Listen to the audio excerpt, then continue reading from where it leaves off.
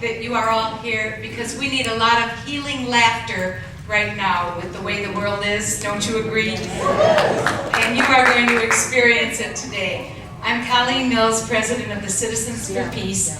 We've been meeting here at Unity once a month, never missed a meeting. It will be 11 years. Our first meeting was Veterans Day, which is November 11th, 11/11. And our 11th anniversary is this November 11th, 11/11. I think there's some significance to that. It's auspicious to me. And we just want to welcome you all to this wonderful celebration of love, peace, laughter, light. You are going to be infected with it. And you're going to go out into the world. You will be peacemakers, lovers, and smiling, telling jokes. You will be waking up laughing, going to bed laughing. It's going to be a great evening. I have to thank Penny Golden from Body, Mind, Spirit Guide. She put in the wonderful article. How many of you saw it in that? Thank you, thank you. And also in the Observer, Sharon Dargay did a huge article. It's on our board outside. How many of you have seen that? Wonderful, wonderful. So she couldn't make it tonight. She's doing some charity work, and so she's going to miss this. But we're delighted to have you. I want to thank you on behalf of all the Citizens for Peace. All the Citizens for Peace, raise your hands. Oh yeah, we're a group, we're a group. We are a force for peace. And Reverend Eileen at Unity, we're so grateful that we have this wonderful space to have our meetings. I hope you sign up for our Citizens for Peace newsletter. I send a newsletter once a month. You wouldn't want to miss all of the exciting things happening around the area for peace. A lot of you don't even realize it. You know, you watch TV, turn off the TV, come to the Citizens for Peace meetings, you won't miss a thing, really. And I'm just so excited. We have a very good peacemaker, Kim Bergier, who, yes, we know Kim. And she is going tomorrow to India for 6 weeks. She went to the Woodstock School in India, a peaceful school up in the mountains. So many of her classmates are peacemakers around the world, and she's one of them. We're delighted that she's here, and we wish her a wonderful trip to India tomorrow. And now, without further ado, it is my pleasure to introduce Mrs. Beyondananda to introduce our cosmic comet.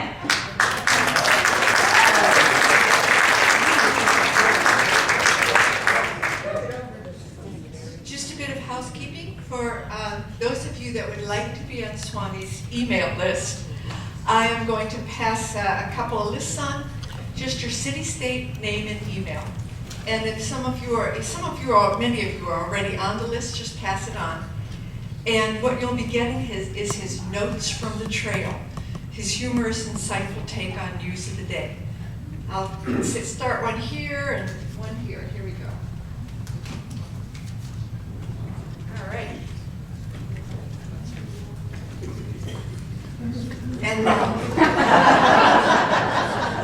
it is truly once in many lifetimes that there comes a being so enlightened, so evolved, so pure, that the whole world has changed. Well, we couldn't find anyone like that. But we do have Swami Beyondananda, that cross between Ram Dass and Haagen Dazs. Chakra chip. This is a man who is truly deeper than Deepak and roomier than Rumi. So now let us welcome the biggest name in comedy. Beyondananda alone is 12 letters. Let us welcome that yogi from Muskogee and that wise guy and the wit and wisdom of Swami Beyondananda.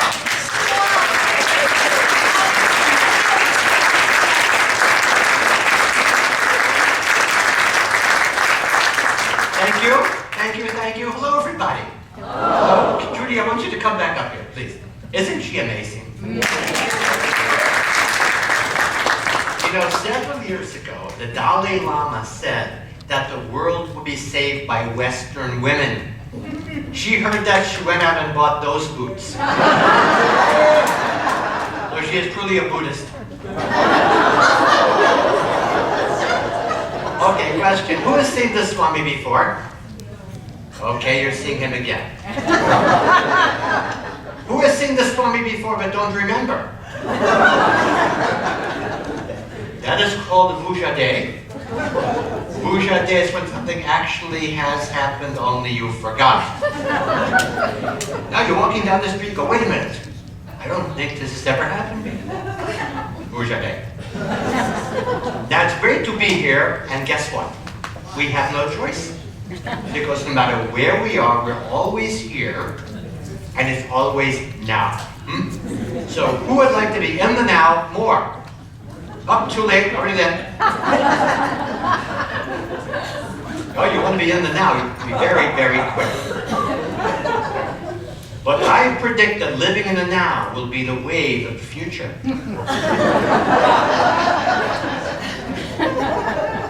And time itself will become a thing of the past. The calendar's days are numbered. We have all the time in the world, and it's now.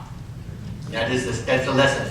And I love coming here. And in fact, I do so many talks at churches like this one that people have asked me if I'm an ordained minister. Turns out I was a minister in a past life, so I'm preordained.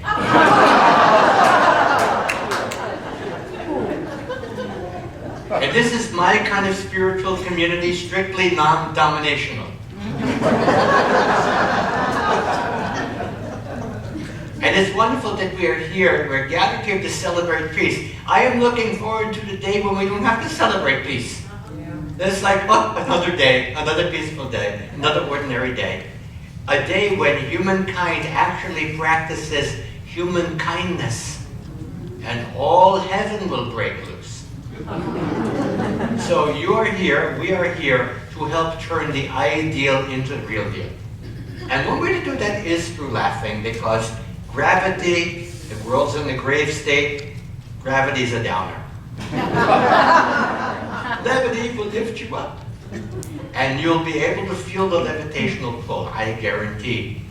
Now, I'm happy to be in Livonia, which I understand is a hotbed of political enlightenment. Am I right?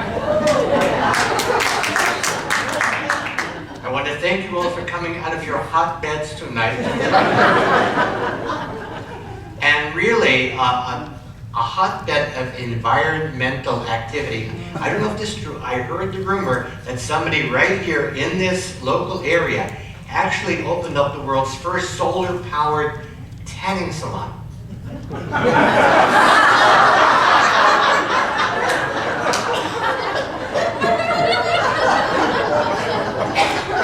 It's outdoors. I'm glad to be here. And you know, I do so many different programs. I recently got back, every year I do this, I got back from the Ascended Masters Golf Tournament. Now, do we have any golfers with us? Golfers? Okay. I have to admit something. I find watching golf is boring. To me, watching golf is like listening to bowling on the radio.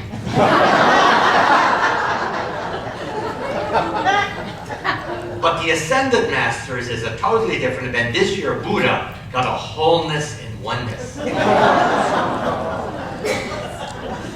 Oh, and they held it in the Himalayas, and where, as you may know, there were beings in the Himalayas who are so spiritually evolved, they no longer need to eat food. Did you know about this?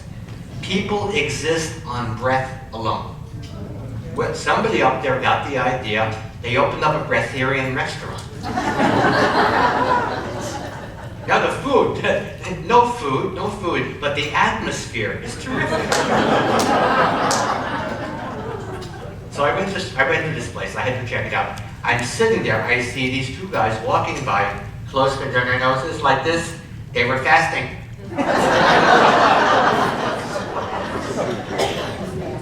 You won't believe it's one of that. He is so spiritually evolved.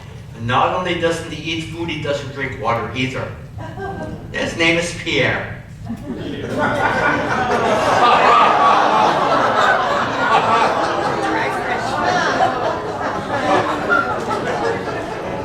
Oh, that was time release. Tomorrow you'll laugh for no reason. And we are living in very interesting times. How many people are feeling a little confused nowadays? Okay, who's not sure? Okay, in fact, you've heard of Heisenberg's uncertainty principle? You're not even sure about that. No, but really, it has been predicted that a great shift will be taking place, and many people are asking, why is this shift happening to me? Well, because shift happens, that's right. And the shift is at the fan. Yeah. Big changes. And of course, because of the changes, people are consulting all of the great mystics on the planet. Two kinds of mystics in the world. There are the optimistics and the pessimists. The pessimists, they believe that they're more in touch with reality, but the optimists are happier and live longer. No, the pessimists, they're the ones who are saying, the sky is falling, the sky is falling. The optimists say, no, it only looks that way because we're ascending. Big changes. And of course, it's great to have spirit guides with us. I am happy to say I have my power animal and spirit guide with me tonight. Bullwinkle. And I'll tell you why. Because no matter what your problem is, if you channel Bullwinkle to tell people your problems, sounds funny. Okay, let's say you lost your job and you have no money. Channel Bullwinkle. Just lost my job, I have no money. A little funnier, right? So as you can see, I'm wearing my Musafix tonight. I play no favorites. I have a squirrel of David at home. So. No. Jesus came to me in a dream. Seriously, he asked me to wear this. I said, why? What does it mean? He said, it means for Christ's sake, lighten up. Because the world is in serious condition, largely because of our conditioning to be serious. Seriously.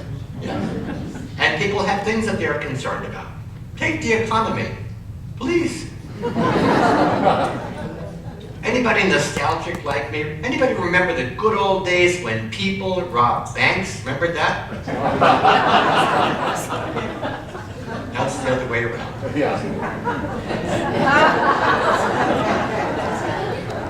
There's a story that sums it all up, okay? There is a Swami, a rabbi, and hedge fund manager traveling through the Midwest. Need to stop for the night. They stop at a farmhouse. Farmer says, I'm sorry, I just have 2 beds. One of you will need to sleep out in the barn. The Swami says, well, I am a humble man of God. And off he goes to sleep in the barn. 5 minutes later, knock on the door. The Swami. He says, there's a cow there. Cows are sacred. I cannot sleep near a sacred cow. The rabbi says, I have no problem with cows, and off he goes. But 5 minutes later, knock on the door. It's the rabbi. He says, there's a pig. Pigs aren't kosher. I cannot sleep near a pig. At this point, the hedge fund manager says, we need to get some sleep, and off he goes to sleep in the barn. And 5 minutes later, knock on the door. It's the pig and the cow.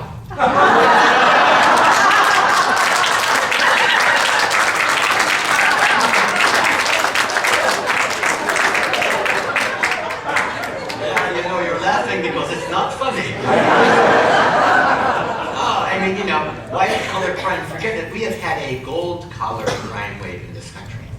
And the gold collar criminals have figured out how to collar the gold without getting collared themselves. And they've learned to use their energy, what the Chinese call qi, to gain unfair advantage. This is called cheating.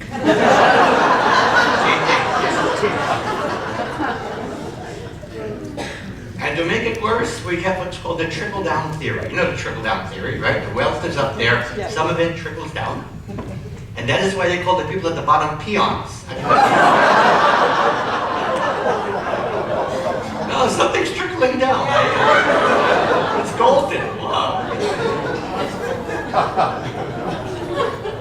I have to be blunt with you. The US dollar is now worth slightly less than $1 in monopoly money. We have homeopathic currency. The slightest trace of value. But the good news is we have a $1.9 trillion national debt. When the dollar hits zero, we can pay it off and not even feel it. Of course, in the meantime, there are people who are having a hard time. There's been layoffs, downsizing. I was shocked a couple of months ago. I went to see one of these 1970s rock revivals. You know who's playing? Two Dog Night.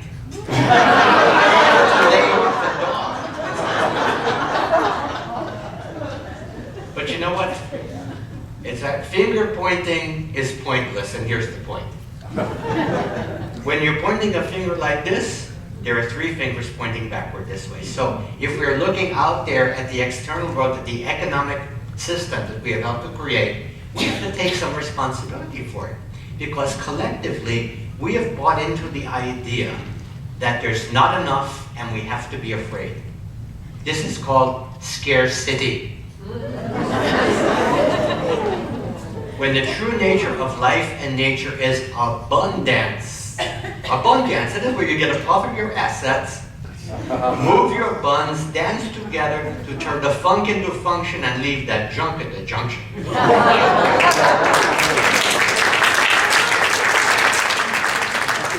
And as the house of credit cards economy has evaporated, the real economy is emerging. An economy where we create good goods and great goodness, where we weave a web of mass construction together. And this is the beginning of that. People are awakening. You know, there's a great uprising taking place, an evolutionary uprising, where we overgrow the current situation. New word. No, really, because this is people waking up and wising up and recognizing that, you know, just as Colleen said earlier, you know, November 11th, that's a lot of ones. And it indicates that we are all one with the same one. The universal oneness. The universe has us surrounded, might as well surrender. And surrender to the power of love. And I'll tell you why. Because love is more powerful than fear. Otherwise, we'd be singing, all you need is fear. She fears you, yeah. We're not singing that. And that's a very, very good thing. So it's really important that we recognize that all of these conversations, political, peace, economic, they're all spiritual conversations. They're all conversations about being connected. And so I'm curious, how many seekers of wisdom do we have in this tonight? Okay, well, you know, there's a seeker born every minute. And two to take him along the path. And if you're on the path, you have to watch very carefully where you stand. I'm writing a new book about being on the path. That's called Looking Out for Number 2.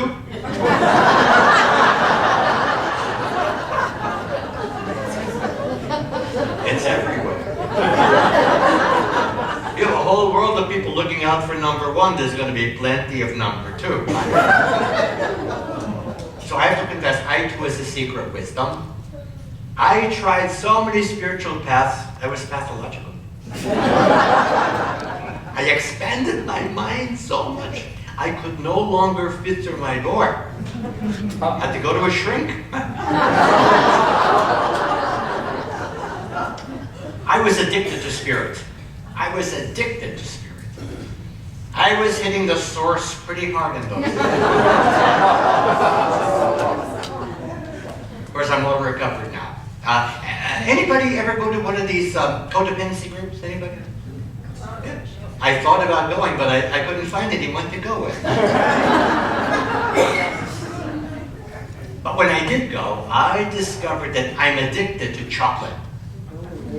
Well, so not only am I codependent, I am cocoa-dependent. And they have groups of people, all kinds of groups out there for everybody. There's a group for people who feel like nobodies. Yeah, anonymous. They have an unlisted number, you can't. Do we have any overachievers with us tonight? Overachievers, be truthful. Anyone? Yeah. Okay. New group, Overachievers Anonymous. They have a 24-step program.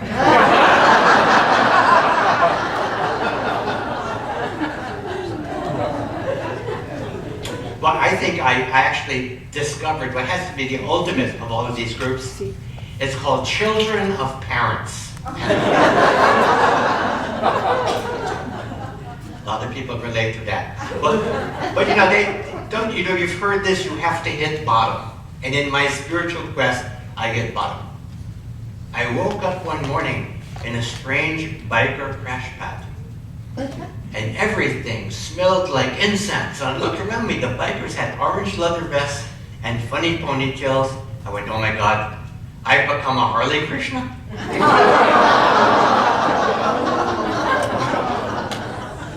Talk about a vicious cycle, that was sad.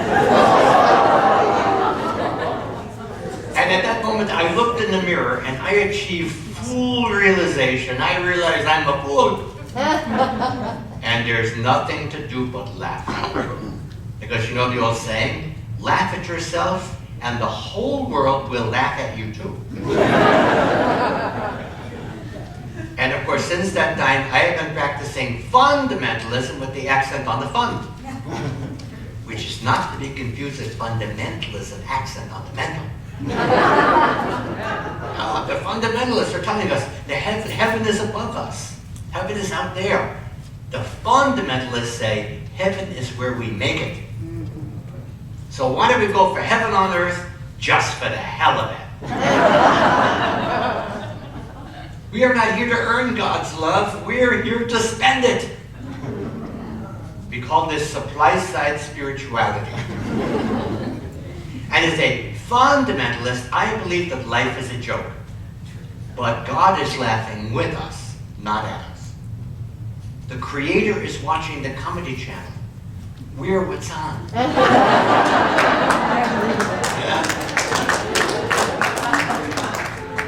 And we're given free choice in life. We get to decide whether or not we laugh. So, you want to be miserable? Go right ahead, whatever makes you happy.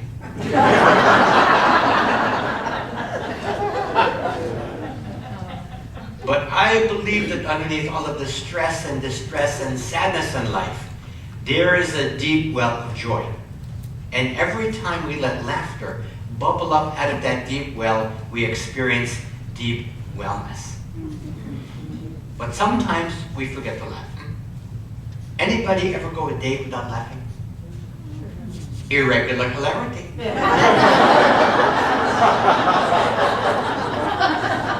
You need a good laxative every day. Has anyone gone a week without laughing? Oh, you may be suffering from hemorrhoids. Hemorrhoids is an enlargement of the onus. God, you feel so much responsibility. The only thing you're ever able to pass is heavy judgments. Now, we've all heard that laughter is healing. And maybe we read that story about Norman Cousins. He was a writer many years ago. He was diagnosed with a life-threatening illness. He checked into a hotel room with Marx Brothers movies and candid camera reruns, and he got well. And when he cured himself, the medical establishment decided that they are going to study the healing power of laughter. Which is kind of like, well, it works in practice, but does it work in theory?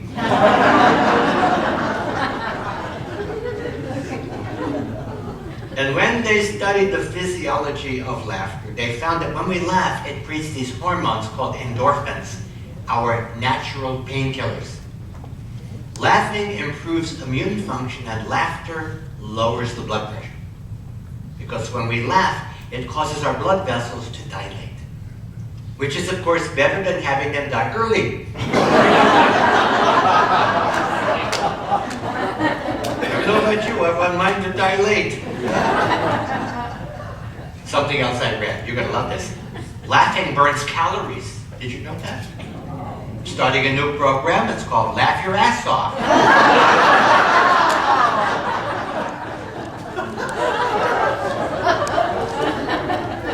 Now, on the slightly more serious side, I know many people have had this question. People ask me everywhere I go, Swami, will there ever be peace on earth? And I have great news. There will be peace on earth. I sure we humans are around to enjoy it. Yes? It seems to be a race against time.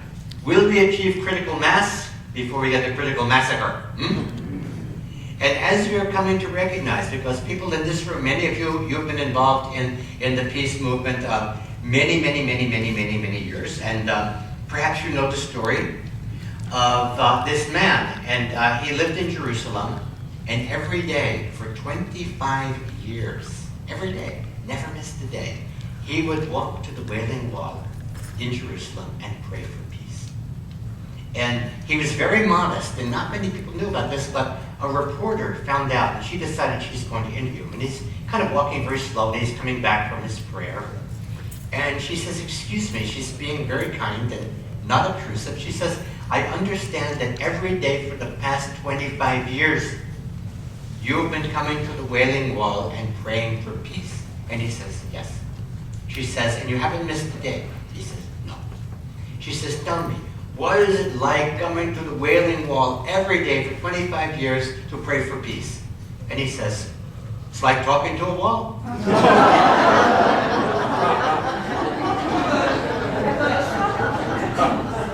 So as we evolve in this evolutionary uprising, as we come to wake up and wise up, we're recognizing that the external world out there is a reflection of our human psyche.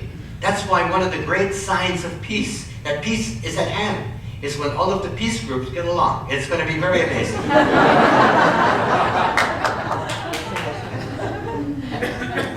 But you see, that's because you're putting yourselves on the line. You're allowing your inner to come out.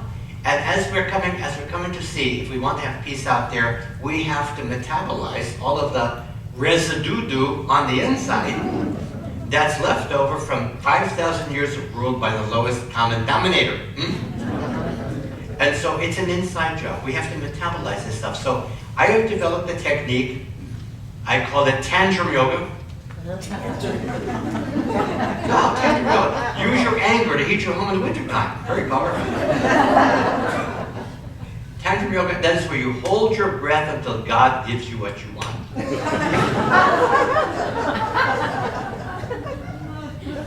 That is how Krishna turned blue. I don't know if you know that. Gonna be a blue Krishna without you. Blue Krishna. Okay, look, it's the jacket. I got this in Las Vegas. You like this jacket? I got this in Las Vegas at an Elvis convention. And every time I wear it, Elvis emerges. Now you know that's the Elvis religion, right? Presbyterianism. One of those new light religions, same satisfying flavor, 1/3 the commandments.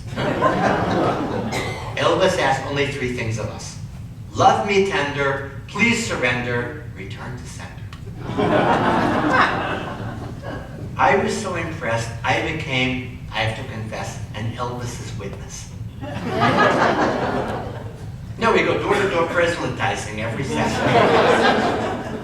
We ring the doorbell, they'd open the door, we'd say, are you lonesome tonight?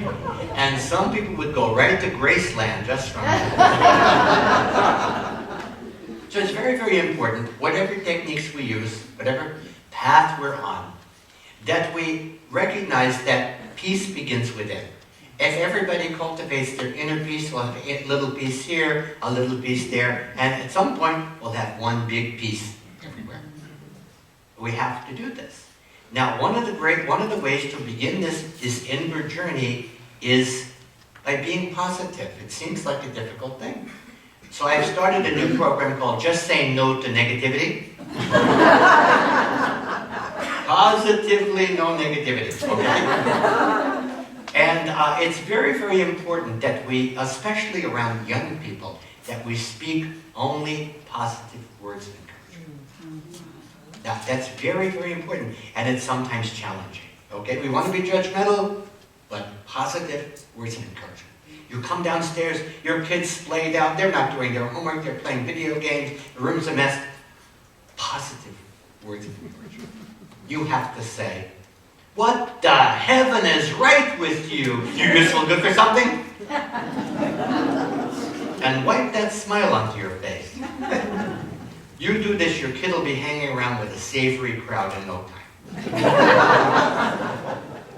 Something else, this is challenging, it's controversial.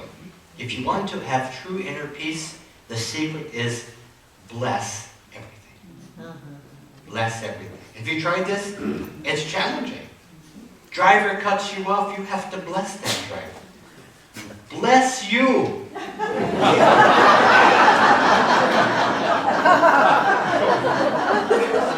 Bless you too. Go bless yourself. Okay, this works. I tried it the other day. Driver gave me half of a peace sign.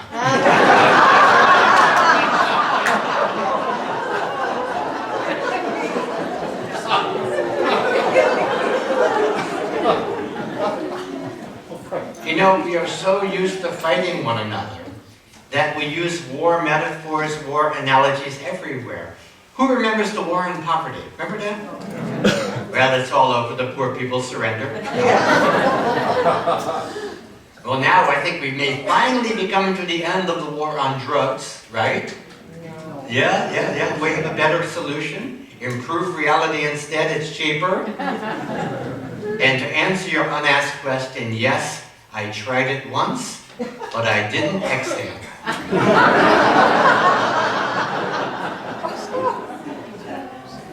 And you know what? We have a very beautiful national anthem, a beautiful song. But maybe it's time that we stop affirming bombs bursting in there. And what's with these ramparts? I do not want to watch ramparts. I think that is a very perverse idea. I don't want to look at these ramparts. Galilee, they're screaming, I don't really care. No. Only ones to be looking at ramparts are sheep, okay?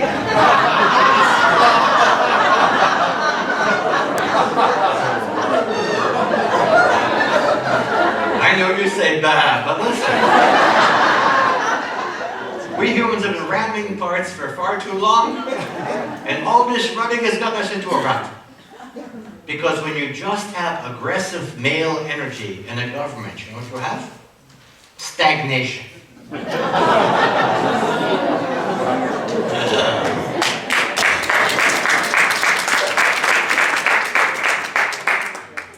I say let's bring the feminine energy in to make a donation, huh?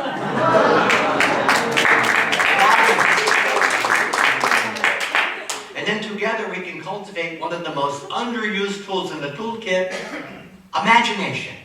Imagination. Because if we want things to be different than they are, we have to be able to imagine it that way first, and then begin to live from that vision. My guru, Hari Khan Baba, the Garban Center saint, he used to say that life is like a good deli. Even if something isn't on the menu, if enough people order it, they have to make it. I know many people, not people in this room, but there are people out there in our society who believe that reality TV is reality. I have to tell you something, I have to be very blunt. The mainstream media is a brainwashing machine stuck on spin. One TV news network, only one, is telling the truth about what they're broadcasting. CBS.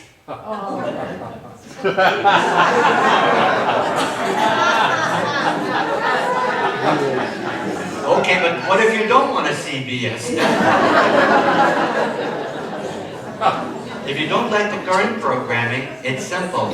Turn off your TV and tell a vision instead. Yeah, I tell a vision to you, you tell a vision to me. And then we have healing and functional visions to step into. And that certainly beats what we've been stepping into. Yes, it's very, very important. So I'll tell a vision, I'll begin. Imagine think tanks where they think about more than tanks. Tanks, but no tanks. Imagine young people living for their country instead of dying for it.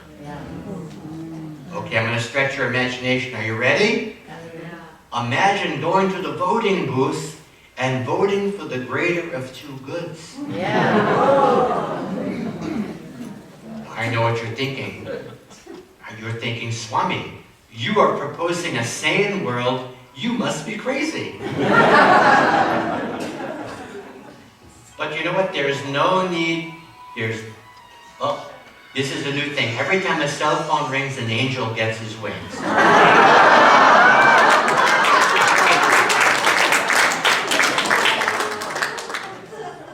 You know, have you been feeling the palpable angelic energies on the planet? Who's been feeling that?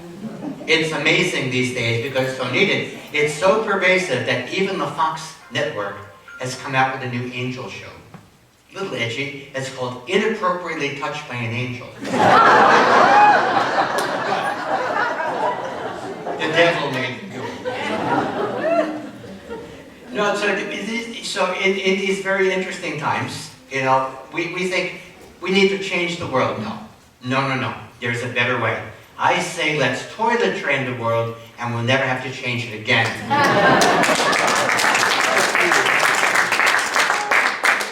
It's time that we evolved from children of God to adults of God. Or if not, adults of good. That would be even better. You know, Jesus believed in evolution. Did you know that? Yeah, otherwise he would have said, now don't do a thing till I get back. Oh, really? This is designed for great evolution. And the model for evolution is none other than our own body. Because underneath our skin, we have communities of 50 trillion cells, and they all get along. It's amazing. We have universal health care, full employment, no cell left behind. And the organs cooperate with each other, you know? You never read about the liver invading the pancreas, demanding the islets of Langerhans. If we were as smart as our cells are, we would recognize that the next phase of human evolution is seeing that we're all cells in the body of a superorganism called humanity. Humanity. Imagine using our energy to construct together rather than fighting one another. Thrival for all, where every individual has their light completely shining. The Enlightenment's called that fulfillment. Fulfillment, that is our humanifest destiny. That is our humanifest destiny. We have a choice. We have a choice. What do we live into every day? And as we allow ourselves to live into this new world, then we will totally turn everything around. And we'll be headed for dis-Armageddon and non-judgment day. Yeah. Non-judgment day. That is where everybody wins beauty contests. On non-judgment day, all of the lawyers will disappear.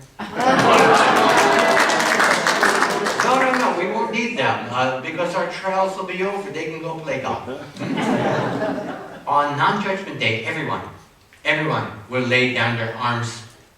Now, we look pretty foolish with our arms down on the ground and our butts sticking up in the air like this, but guess what? You cannot attack anybody in this position. Unless you're experimenting with the vegan diet, of course. Yeah. Right? You know, gas full protection. True air is human.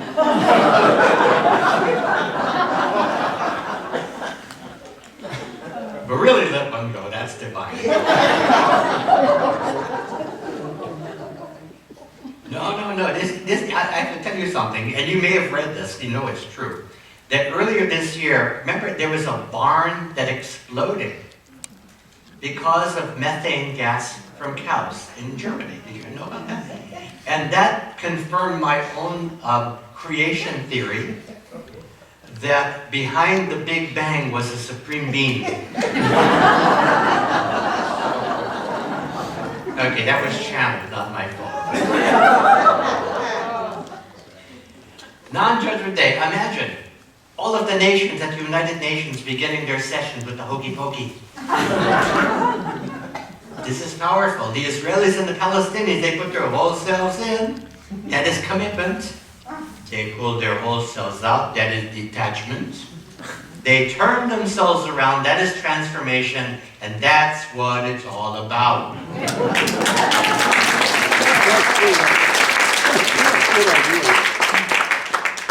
Now, this is a wonderful group of people. Very spiritually evolved. And I can tell, I'm looking at your auras. Few of you had orgasms recently. And you realize, of course, that each of us already has all of the answers within. Right? It's matching them with the corresponding questions. That is the challenge for you. And so in part 2 of this program, if you have an answerable question, the Swami will have a questionable answer for you. And meanwhile, we're going to take a little break. We'll invite Trudy up to take a little break. And as you can see, she'll tell you a little bit about what at the table. I will be signing books. You know, and being a Swami, you know, of course, I am on the celibate path. Try to celibate here and celibate there. I'll be signing books, a no-lose proposition. If I become very famous, you'll have a famous autograph. If not, you'll have a rare book. You can. So thank you very much. I will see you for part 2. Namaste. Thank you.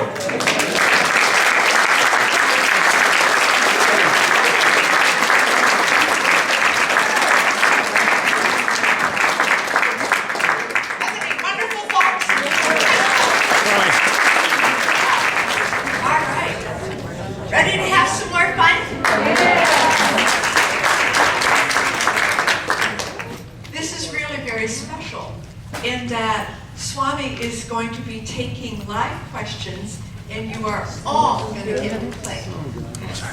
It doesn't matter how mundane or how profound your question, the Swami promises to answer or evade all of your questions. So with questions ready, have a wonderful time. Let's welcome back Swami Beyondananda.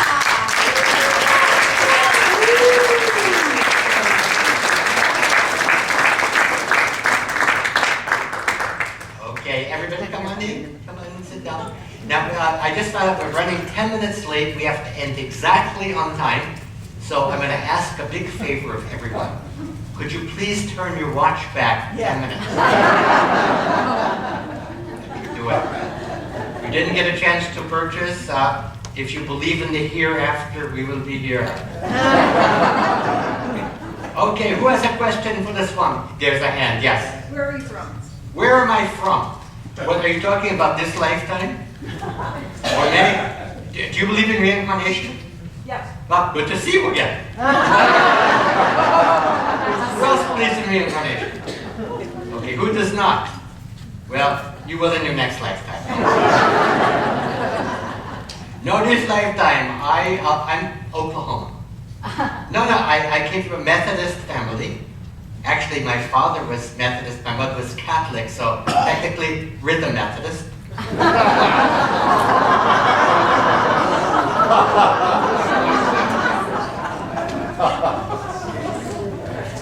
No, I was different from the other children, believe it or not. I would spontaneously go into all of these very elaborate yoga poses as a child. In fact, by the time I was in the Boy Scouts, I could tie myself into 12 different knots.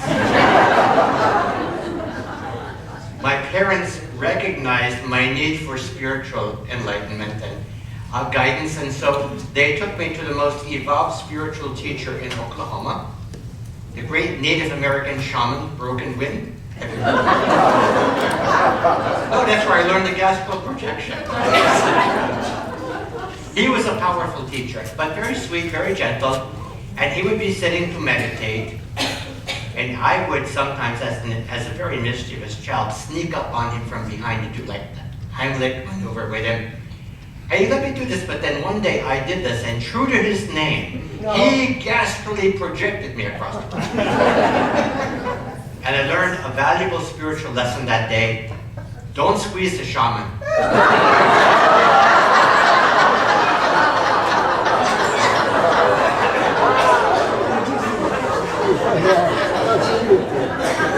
Yes. Swami, in your first segment, you took note of the fact that Livonia is a hotbed. And what I would like to ask you, Swami, is that what do you think is the cosmic significance of the fact that Livonia, spelled backwards, is Annoville?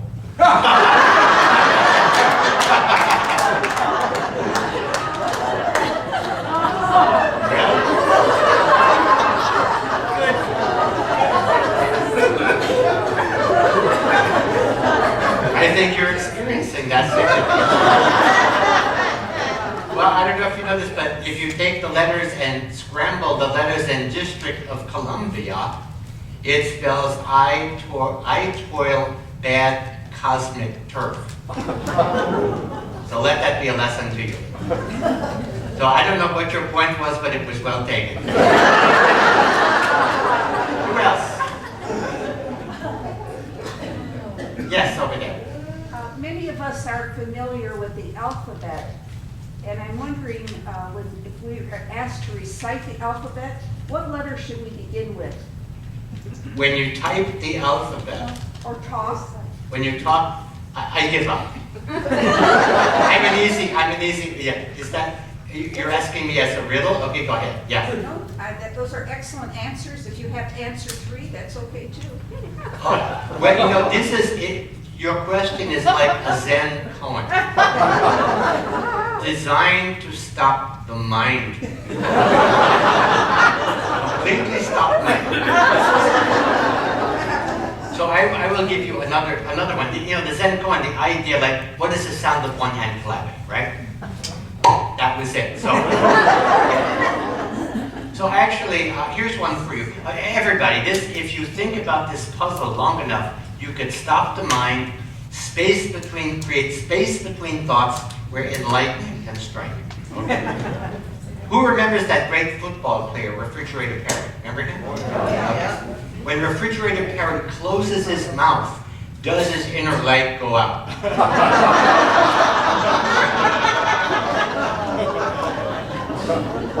Think about that, you can get it. Okay, who else? Somebody over here? Yes, thank you. What is your solution to the Arab-Israeli situation? What is my solution to the Arab-Israeli? Very controversial. Very controversial. I would say, you know, the karma in the Middle East is pretty negative. I would take everybody out there. I would make a new Jewish state in America. Utah.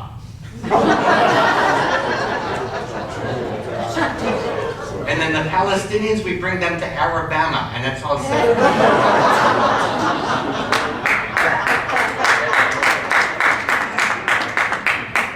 That is the solution. But you know, actually, I say I've been praying for peace in the Middle East for a long, long time. And I travel on the higher planes. Anyone else travel on the higher planes? When they lose your luggage on the higher plane, it's good, you know, you get to go to your next lifetime without your baggage. On the higher planes, you never know who you're going to be sitting next to. So I am traveling one day, and next to me is this guy who looks very, very, very familiar. I say, "You look familiar." He says, "Yes, I am George Gershwin." I said, "George Gershwin, the composer?" He says, "Yes." I said, "What are you doing these days?" He says, "Decomposing." He had a great sense of humor. But you know what? He watches things on the planet, and he makes it very sad that the Israelis and the Palestinians, they're like cousins, their language is so similar, and yet they cannot seem to make peace to save their lives. And so he gave me and us a song for peace in the Middle East. Would you like me to share it with you? Yes. Goes like this. You say salam and I say shalom. You throw a bomb, I blow up your home. Salam, shalom, we blow up our home. Let's call the old thing off.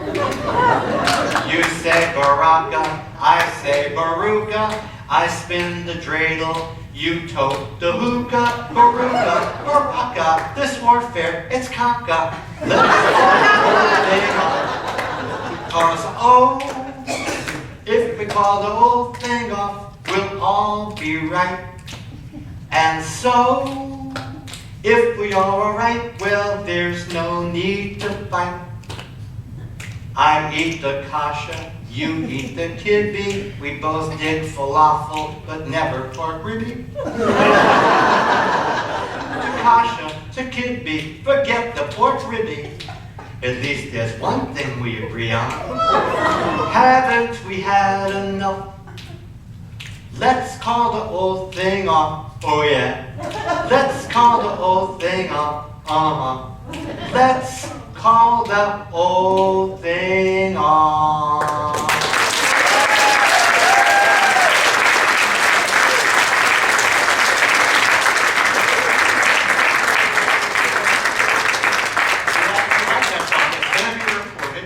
A very special group in the Middle East consisting of one Muslim, one Christian, and one Jew. They're called Three Dogma Night. So,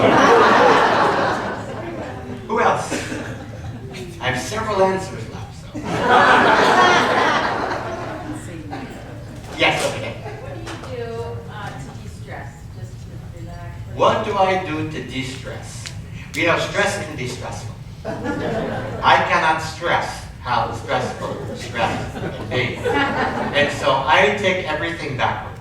Stressed spelled backwards is desserts. So I have desserts, and that is how I de-stress.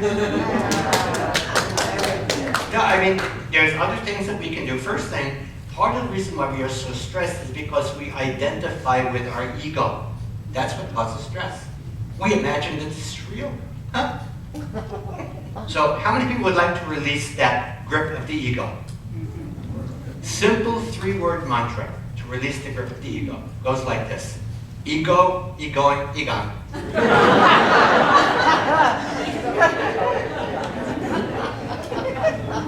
Another great stress reliever, of course, is laughter. Yes? Yeah, people don't take laughter seriously. There was an experiment done at a college campus. They took a group of college students, put them in a room with hilarious comedy videos, took another group, put them in a different room, made the other group memorize Croatian parables. Gave them an electric shock every time they made a mistake. Results were conclusive. The ones watching comedy had more fun.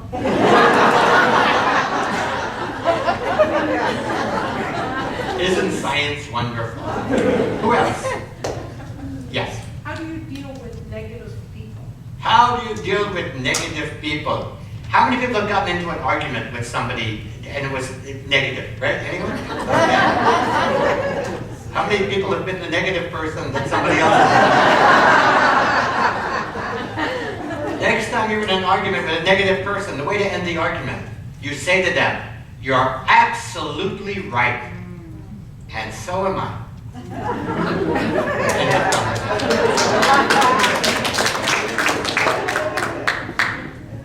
Yes? Will the Detroit Tigers win the pennant?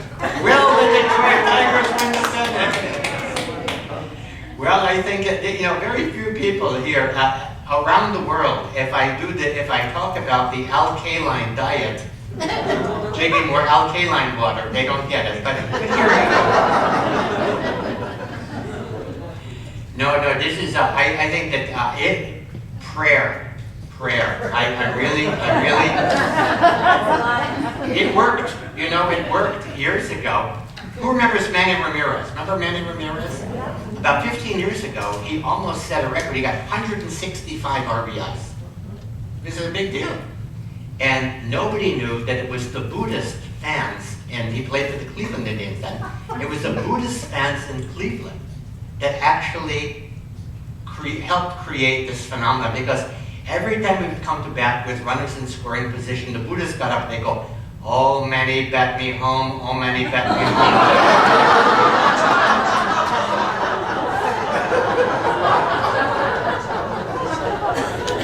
Now, to answer your question more directly, will the Tigers win the pennant this year? I don't make predictions because I don't want to lose my non-profit status.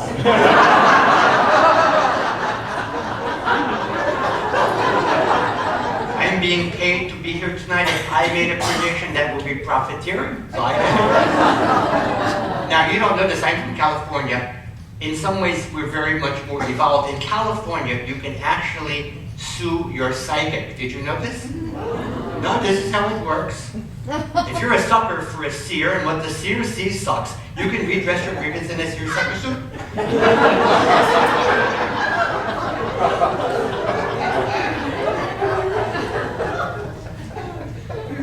Of course, the greatest wisdom I have heard about these predictions was actually a conversation I overheard many years ago.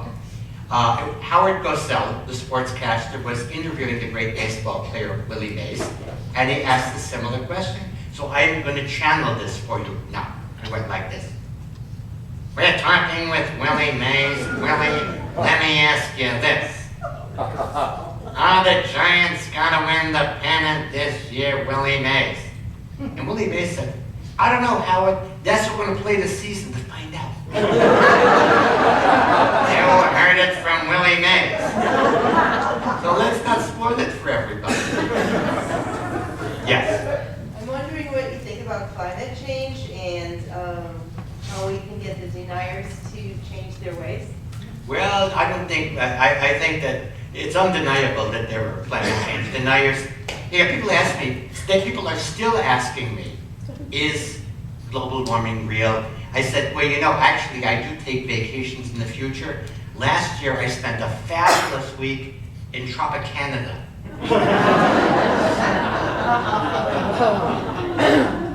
I take some solace in knowing that nature always rebalances. Nature always rebalances. Think about it this way. Past several generations, the planet has gotten warmer, yeah? But each generation of children have been cooler than their parents.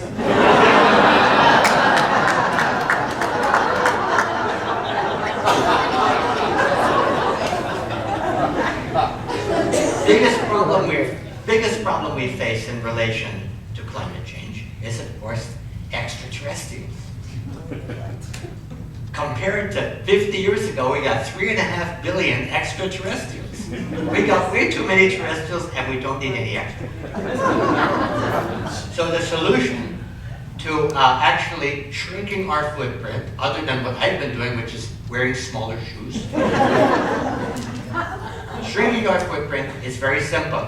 Multiple personalities. Now listen, I read about a guy who has 12 personalities. I go, 12 personalities in one body. That's efficiency. If we had more people like that, we'd need fewer people. Right? Okay. So yes. Yeah, yes. What are your favorite spiritual books? My favorite spiritual books. Well, you know, I think that in a certain way, I no longer read books. I actually absorb them. I put them in a blender and drink them for breakfast and absorb many of the great ideas that way, because really, all of the books come down to one thing. All of the books really come down to one thing. They come down to, are we connected to our source or are we separate from our source? That's really the only conversation. And the conversation of separation is the conversation of fear. Now, fear is a good thing if a truck is coming at you. Yeah. But if it's another driver who is yelling at you, there really is nothing but fear. So all of these books, they just boil down to that. And so if we could be peaceful, simply cultivate peace, and it's a personal thing. It's like the two psychiatrists who both have been practicing in the same building 25 years. And after 25 years, one of them looks young and upbeat, the other looks old and beat up. Well, they're in the elevator, they've never spoken, and the one who looks kind of old and beat up says, "You're a psychiatrist, right?" He says, "That's right." He said, "And you've been practicing here for at least 25 years, haven't you?" "That's right." He says, "Tell me, how can you spend 25 years listening to people's problems and look the way you do?" And he said, "Who listens?"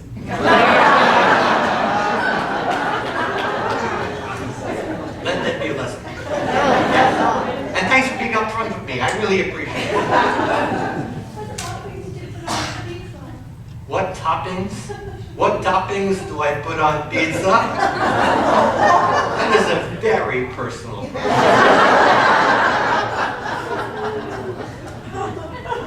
You have to look at my Facebook page. No, I know you were not satisfied with that answer. But I wasn't crazy about the question.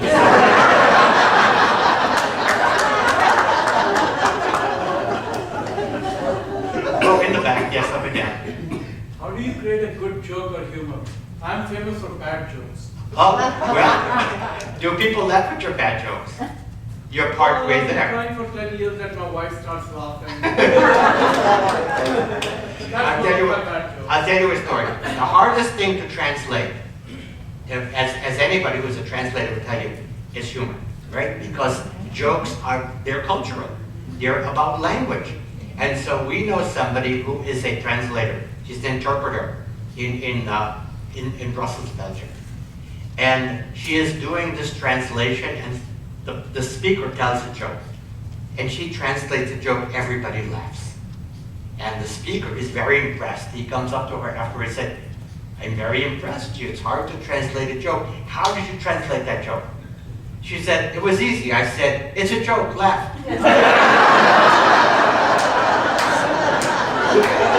That's all you have to do. Okay, I saw another hand over there. Yes. In a previous life, were you a trial attorney? Was I a trial attorney? No. I've had many, in fact, you and I have had significant lifetimes. No, I'm serious. We were lamas in Tibet. You remember that? No. Actually, you were a lama. I was a yak. But we were... A yak is the talking lama. Okay.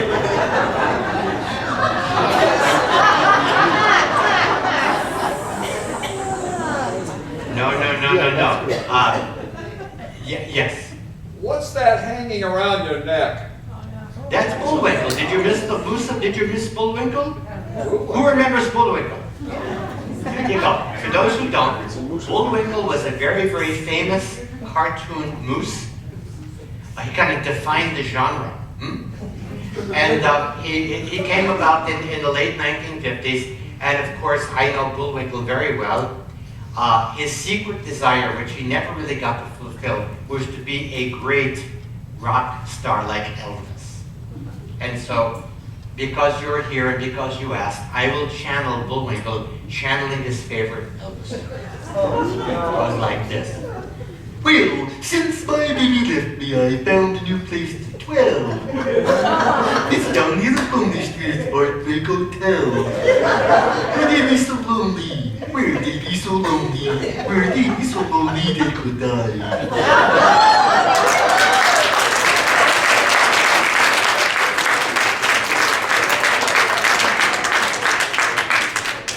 Of course, Bullwinkle was a huge Bob Dylan fan. And so I'm going to channel Bullwinkle, channeling Elvis and Bullwinkle, and Elvis and Dylan at the same time. It was like this. Well, since my baby left me, I found a new place to dwell. It's down in the Lonely Street Heartbreak Hotel. Where they be so lonely, where they be so lonely, where they be so lonely, they could die.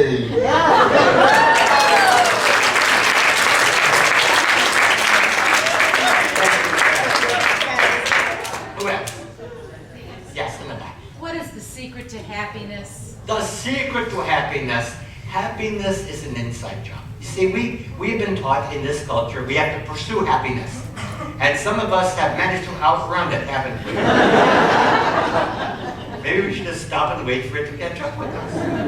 And we are taught to be envious of people who might be happier than we are. Sigmund Freud called this happiness envy. Somebody's happiness might be bigger than mine. So happiness, the secret of happiness is it's an inside job. We generate our own happiness. And the way that we do it is very simple. We tune ourselves into the levitational pull. Like this. Levitational pull. We're feeling this upward. All we have to do now, if you try this, anytime you're not feeling well, just do this. Your body will think that you're happy, and you actually produce the chemistry of a happy person. It's really amazing how that works. Okay, so that's the simple secret of happiness. Yes.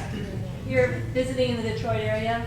What kind of car do you drive, or do you have a car? Oh, well, you know, actually, we traded in our old Dodge for an Volvo.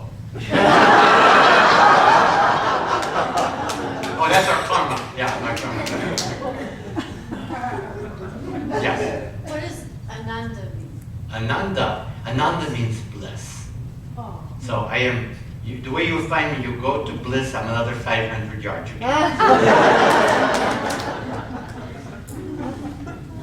Who else? No? Yes. Where'd you get the lovely turban? What was that? Where'd you get this lovely turban? Oh, the turban. Believe it or not, I got this in Texas. No, listen, I was a sacred cowpoke. I lived in Texas. I studied with a guru in Texas who actually believed in eating beef. No, his name was Barbecue. Now listen, the reason why it is considered a bad karma to eat animals is because in general animals don't want to be eaten. But if they did want to be eaten, then it would be good karma to eat them. And so barbecue performed a very valuable function. He taught cows to want to be eaten. He had a center, a spiritual center called the ashram. Put the cows into a very peaceful state called catalepsy. Brought in motivational speakers to get them really revved up about where they were on the food chain. On the last day of training, the cows were on their hind legs and they're chanting, "Hold the pickle, hold the lettuce, butcher's cleavers won't upset us." 100% grounded beef, just perfect. Now, I respect people. There's many, many different kinds of diets, right? I call them diet tribes, different diet tribes. You know, and I respect people. How many people know John Robbins? Oh, yes. Yeah, you know, Diet for a New America. He was set to inherit the Baskin and Robbins ice cream fortune. He turned it down. You know why? Didn't want to be a dairy heir.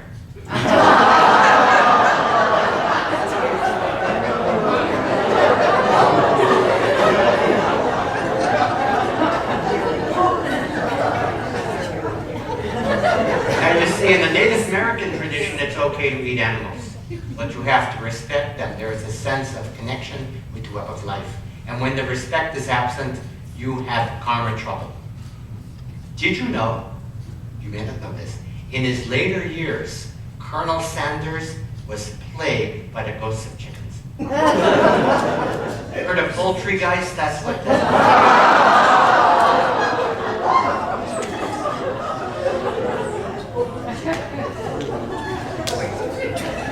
Now, what was your question? Anyway, yes? Have you ever had the audience rise up and put you in danger?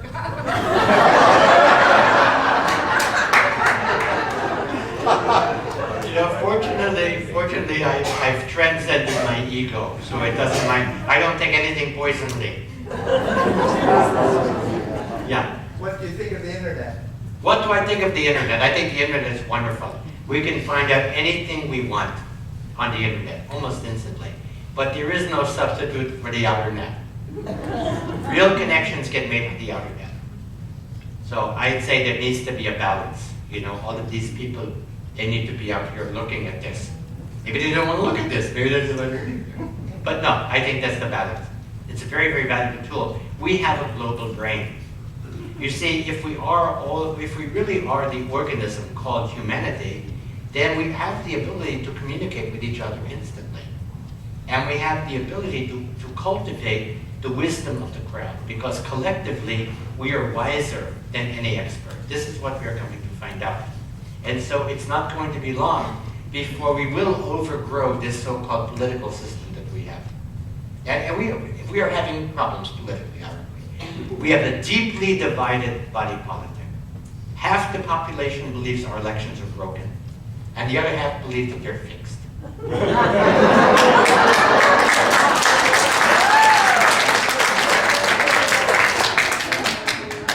Is there any difference between the Democrats and Republicans? I said, you're crazy. Of course there is. Completely different. The Republicans, they bend over backward for the bankers and special interests. Democrats, completely the opposite. They bend over forward.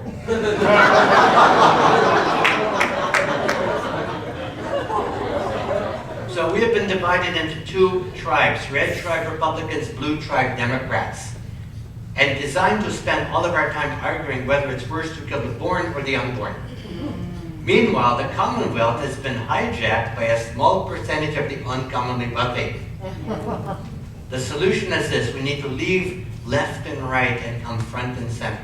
That's what we have to do. We need two strong wings to fly. One wing, you're going to fly around in circles till you crash. Two strong wings. We need to bring red tribe and blue tribe together in sacred circle to talk until they're purple in the face.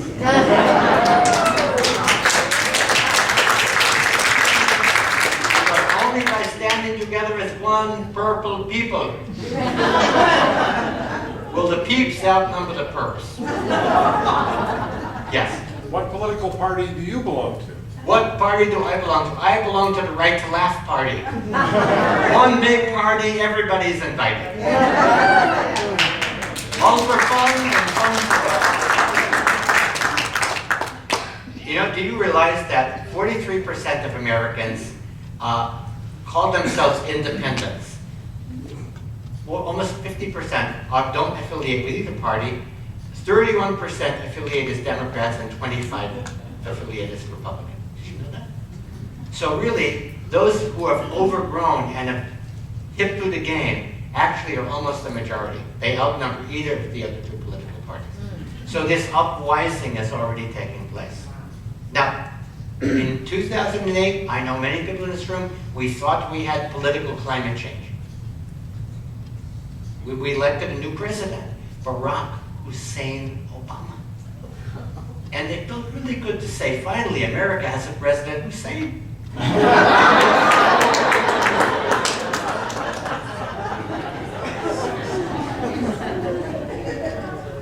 But the hopium is worn off. And we realize that we don't need a new president, we need a new precedent. Yeah. Precedent. Government of the people, by the people, for the people, where the government does our bidding, not the bidding of the highest bidder.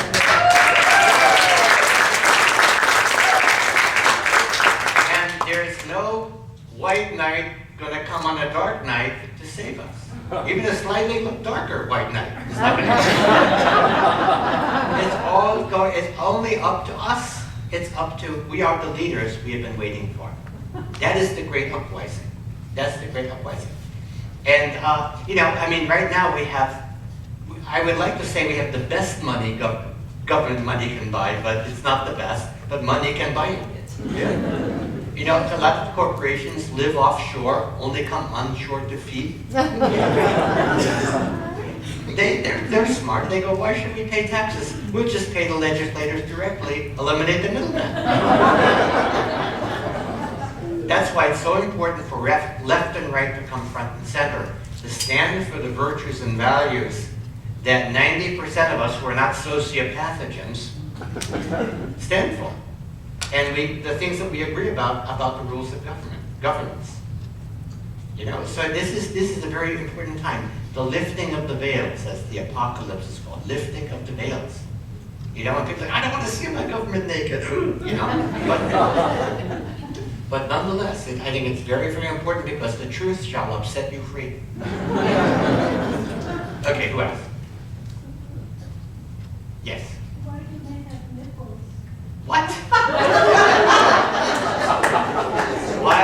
Why do men have nipples? Okay. Think fast.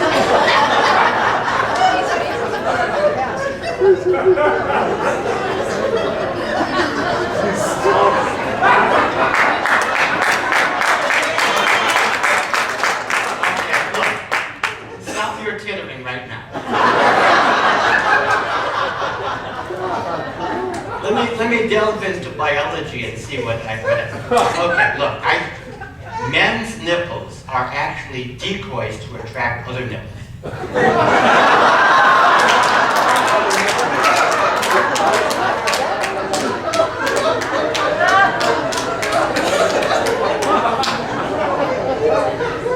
thing I'm staying abreast of these things. Yes, the back. Yes, so you say, the people need to come front and center, Yeah. okay, because we've got the left, the right, and never the twain should meet.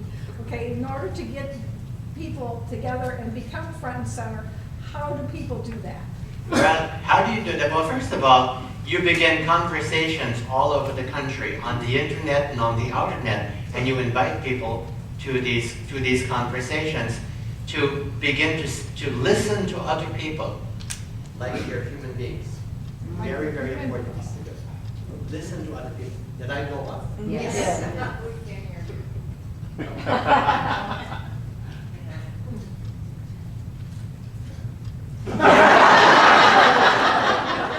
Okay, I will now channel Marcel. I can use a regular mic. Yeah. Okay. I will rip this one off of my face.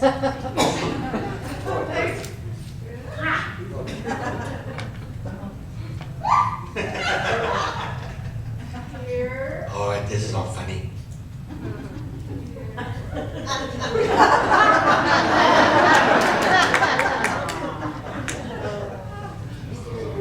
a lucky man. I was celibate for 14 years. But when I turned 15, I said, no.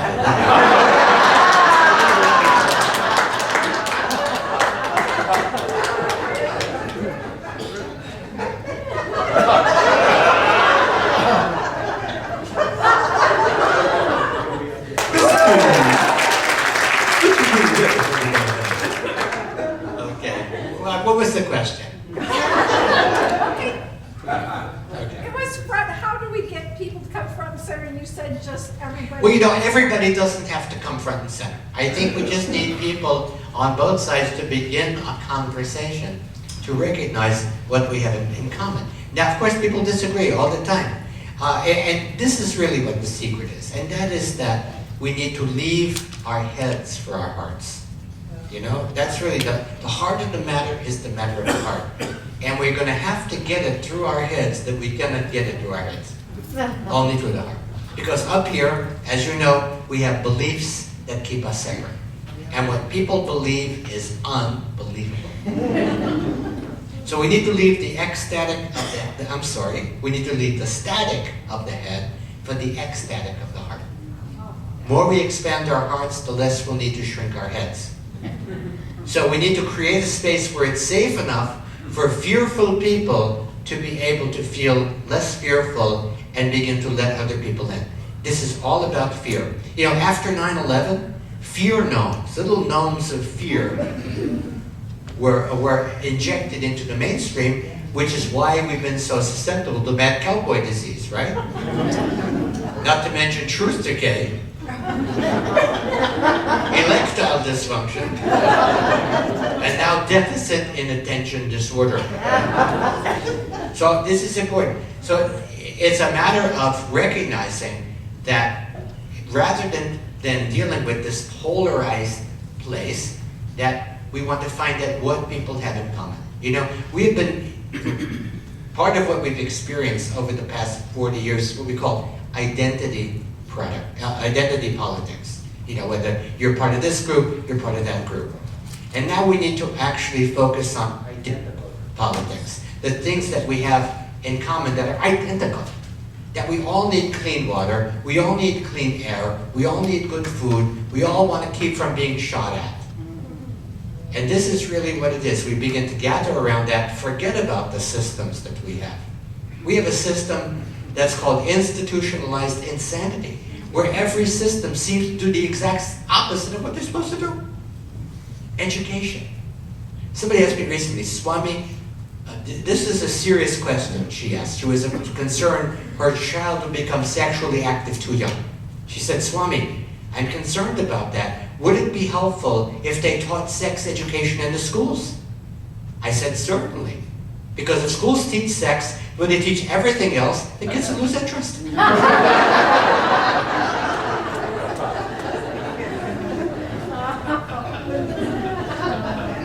Okay, who else? We have another couple of hands. Yes. I believe in Earth community.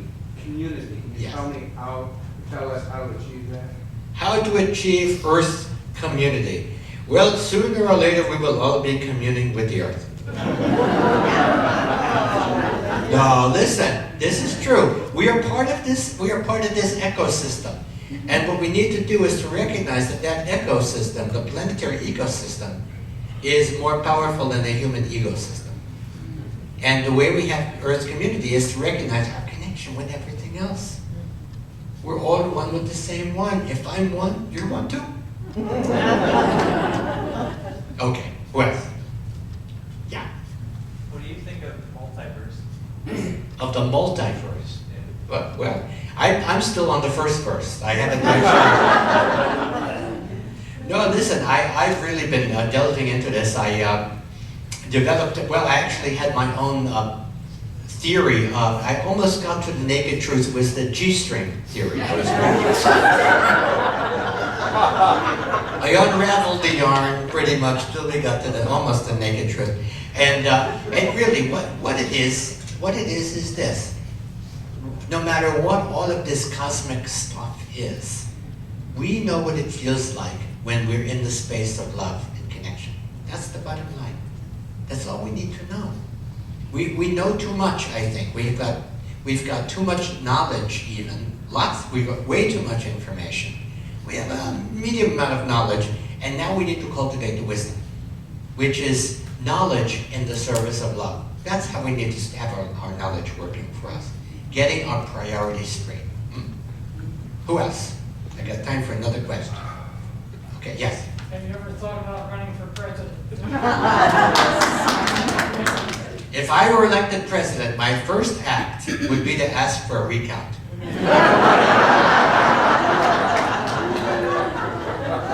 No, I'll settle for Supreme Court jester. Because humor is a powerful, powerful way for us to begin to tell the truth to ourselves and to one another. You know? And someday we're going to laugh about all of this separation that we've created. You know, it's not the only game in town, there are other games. And there's a whole field of connection, and people in this room are ready to take the field. Do you think? It's a new field. I'm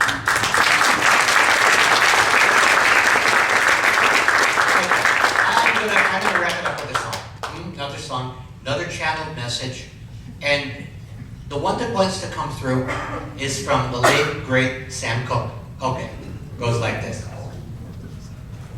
Don't know much about astrology, can't figure out numerology, don't know Eastern philosophy, ain't read the Celestine prophecy, but I do know that we are one, and if we all join in the fun, what a wonderful world this would be.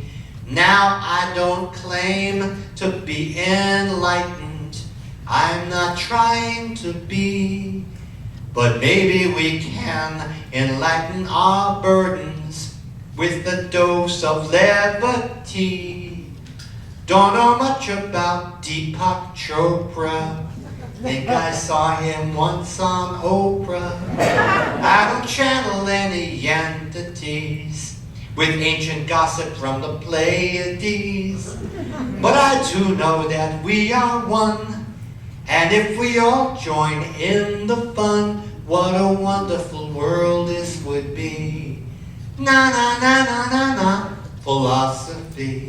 Whoa, whoa, whoa, whoa, prophecy. Yeah, yeah, yeah, yeah. Deepak Chopra, once on Oprah.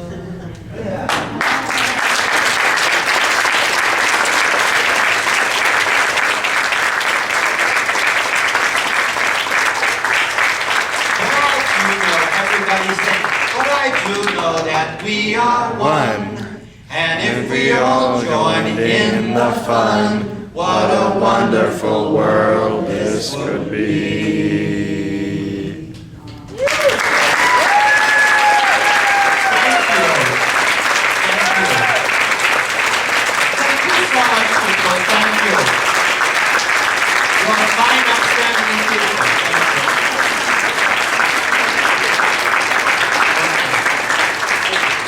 One more thing. I got one more thing to say, then we turn it over to Colleen. And this is very, very important because it has to do with the physical qualities of laughter. I read this very recently. Physiologically, they have discovered that laughter is a lot like orgasm. So, thank you for coming. May the forest stay with you. Namaste and namaste. Bye.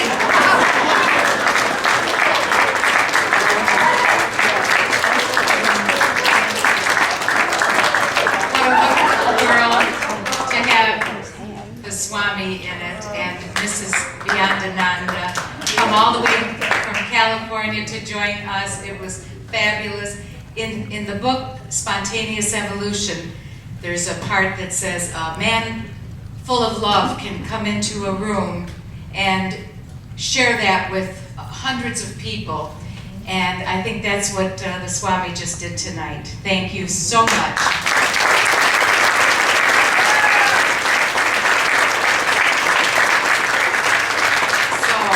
Have a good time. Isn't reality here better than reality on TV? Thank you all so much for participating in this joyful evening, and I really hope that you take this with you. You wake up laughing. There was so much in it. Sign up for the Citizens for Peace. Come get the books and all of the wonderful material the Swami brought, and share this with your friends. Tell them there is hope because we have love in the world, and that's the key. Thank you so much.